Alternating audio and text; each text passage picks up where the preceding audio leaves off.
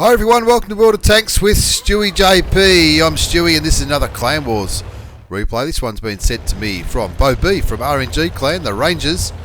And Bo B's run around again in his Type 64, the Chinese premium light tank. And they're on Arctic region and they're up against Angel of Death Thailand Clan. Clan I really don't know too much about. But they're on Arctic, and yet again, Bo B is going for a bit of a boost up this hill. And I think, as you'll see, it's quite apparent that RNG, the Rangers clan, are defending in this Clan Wars battle. So it's a bit of a camp, similar to another game they played. I think it was against Super. And having a look at the lineup that RNG are taking. Clearly, Bo B is in his Type 64, the only light tank on the side. Cromwell, Captain Sergeant, and the rest are heavies. 1T 150 and 3 M6s. Psychromancer, Sub-Zero. Doc XD, Wizard, and I Can See You Too. That's not a bad name. And similar to the previous replay, I'm just going to fast forward the replay a little bit because there's a bit of a wait before any of the enemy tanks get spotted. At this stage, we don't know what the ADTH guys, Angel of Death Thailand, we don't know what they're bringing because, like in any Clan Wars battle, you don't see what they've got until they've been spotted. Now, an M25 gets lit. And it's just a case of hurry up and wait for the Rangers. They're waiting for the Angel of Death Thailand clan to attack their land. And it's not an uncommon strategy when you're doing a defence, whether it's tier 6, 8 or 10. The advantage in tier 6, obviously in tier 6 you only have 7 tanks. And by not pushing out too far, you're minimising the risk of your light tanks or your medium tanks or any tanks for that matter taking any damage early. You're really waiting for the enemy clan to make the first move, and this position that Bo B's got himself into gives himself a pretty clear vision of wouldn't say most of the map. This Cromwell in the corner could probably get some vision down here if he needs to, if they think that the enemy tanks are going up the eastern corridor. But Bo B's got vision down to where this M25 was spotted, as well as some up here. Now these M6s will have some vision up in the north as well. That's that same MT25. Now Bo B showing great restraint, not firing his gun. He'd probably get away with firing a shot, but why risk it? That MT25 is getting pretty close now. He's getting within the view range circle.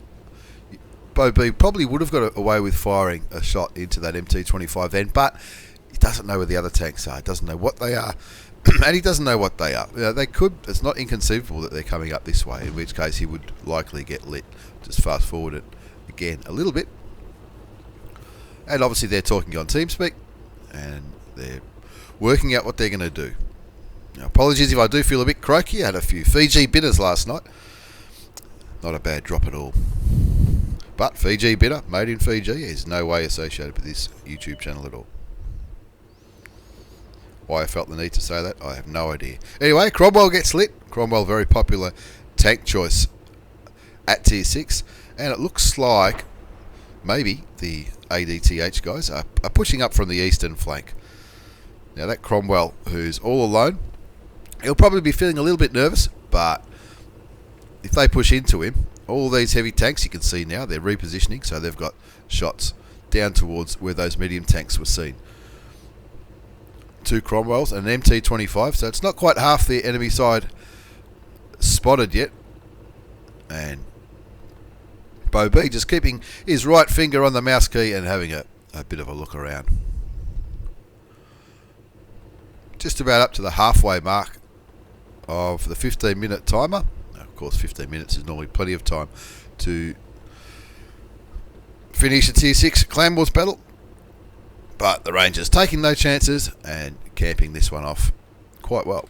Fast forward again a little bit, and that MT25 has been spotted in the central part of the map again, but the Cromwell still have some presence. Now that tells me very good chance that ADTH are running pretty much all medium tanks, and the fact that there's 2 Crommies that have been spotted, or now 3 spotted down this way, that's where the majority of their force will be. This MT25 just looking for a bit of vision and looking for some opportunistic shots on the Rangers tanks. He's probably getting a little bit too brave now, that MT25. It's quite clear that he can't have more than 2 tanks backing him up, because 3 tanks have been spotted down the 9-0 line on the eastern flank.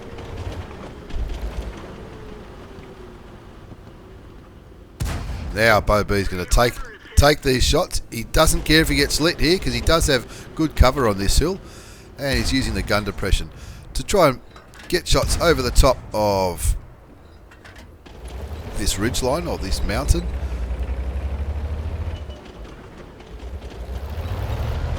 And the ADTH guys, looks like they've gone with a split force. Looks like they've sent 3 or 4 tanks one way, 3 or 4 tanks the other way.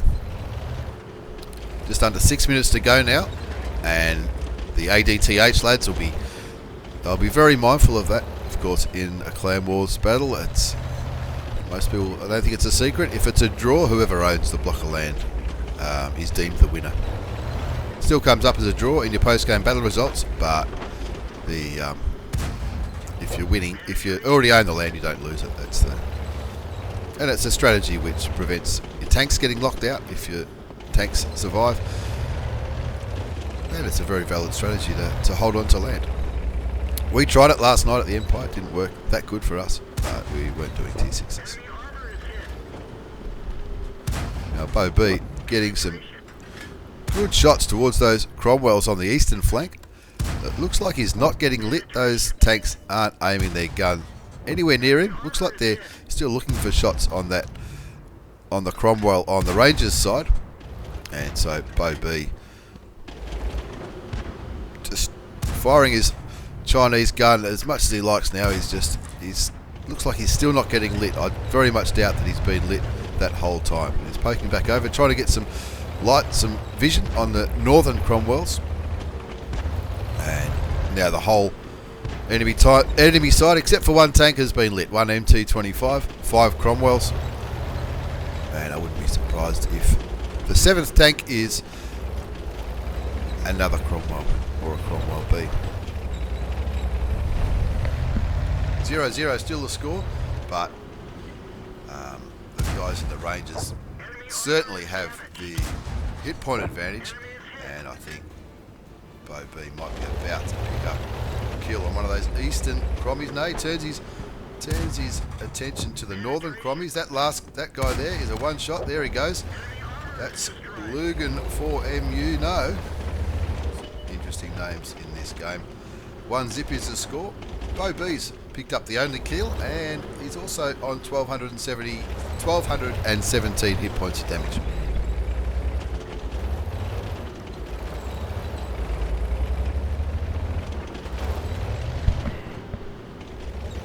Looking behind him, some of those heavy tanks have taken some damage, so maybe there's an artillery. I haven't seen anything in the comments about an artillery. And that Cromwell gives Bo B some nice easy shots into the top of his tank. Was he set on fire then? I didn't see it. He became unspotted pretty soon after he copped the shot from the Chinese light tank. And Bo B just being very careful which way he pokes, just so he doesn't get proxy spotted by that MT25. Bo B picks up a 2nd kill on another Cromwell, and the 7th tank has finally been spotted, and unfortunately it's a tier 5 medium tank. ADTH either struggling for players or tanks. Maybe they've got a few tanks locked out. Of course, tank locking is back in play in this season of the map. I haven't played any tier 6s. Bo B finally gets lit and takes a shot from the MT25, and that's where he needs to focus his attention. Even though that MT25 is only a light tank, it's got an auto load up, and it could quite easily put a bit of damage into Bo B's light tank. Wizard 20's picked up 2 kills. He's M6. Bo B 2 in his Type 64, and Bo B's now past the 2,000 hit point mark. Now 2,000 isn't a bad score in Tier 8 Clan Wars, let alone Tier 6. The score now 4-0 as the 2-minute timer goes off. There's only 3 enemy tanks left. The T-34 Tier 5, which has just been sent back to the garage and given Bo B his 5th kill. And now Bo B is just looking to maximise the result. They're up 6-0, and that last Cromwell will be wishing he had played solitaire instead of this battle. He's not even aiming his gun at Bo B. He's focused around the other way, so Bo B is just going to go for it. Bo B can probably take 3 shots from him if you had to, but doesn't. 3 kills, 7-0, a pretty comfortable win there in the Chinese light tank, the Type 64, the Chinese premium light tank, the Type 64. As I get the bonus game ready, there's a bonus game after this one. It's featuring Agent Infinity. But first of all, have a look at the post-game battle results. You can see that Bo B from RNG, he spotted every single one of the enemy tanks, and that's unsurprising because he was the only light tank on his team. And he also picked up a heap of damage. Have a look at that. Nearly 2,500 hit points of damage.